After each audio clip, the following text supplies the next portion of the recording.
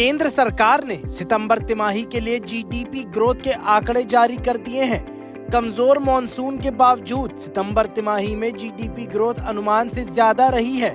Ministry of statistics and programme implementation की ओर से दूसरी तिमाही यानी सेकेंड क्वार्टर के लिए जीडीपी के आंकड़े जारी कर दिए गए हैं। डेटा के मुताबिक फाइनेंशियल ईयर 2023-24 की दूसरी तिमाही में जीडीपी 41.74 लाख करोड़ रुपए पर जा पहुंचा है। आपको बता दें कि जुलाई सितंबर के बीच देश की अर्थव्यवस्था ने 7.6% की दर से विकास किया है।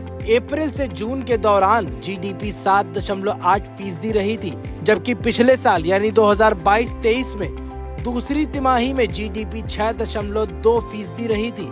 अब अगर एनओएस की रिपोर्ट को देखें तो वित्त वर्ष 2023-24 की दूसरी तिमाही में मैन्युफैक्चरिंग सेक्टर की ग्रोथ 13.9% रही, जो बीते वित्त वर्ष की दूसरी तिमाही में -3.8% थी।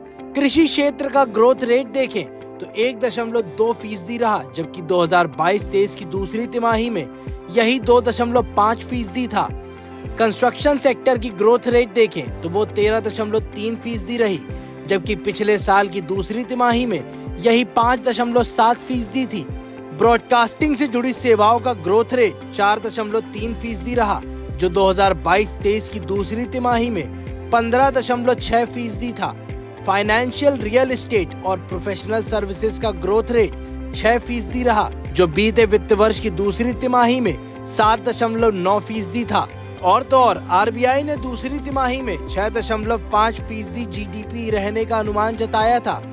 यानी दूसरी तिमाही में आरबीआई के अनुमान से तेज गति से देश की अर्थव्यवस्था ने विकास किया है। अगर आपको भी ये वीडियो पसंद आई है तो नीचे कमेंट बॉक्स में जय हिंद लिखकर जाना मत भूलिएगा।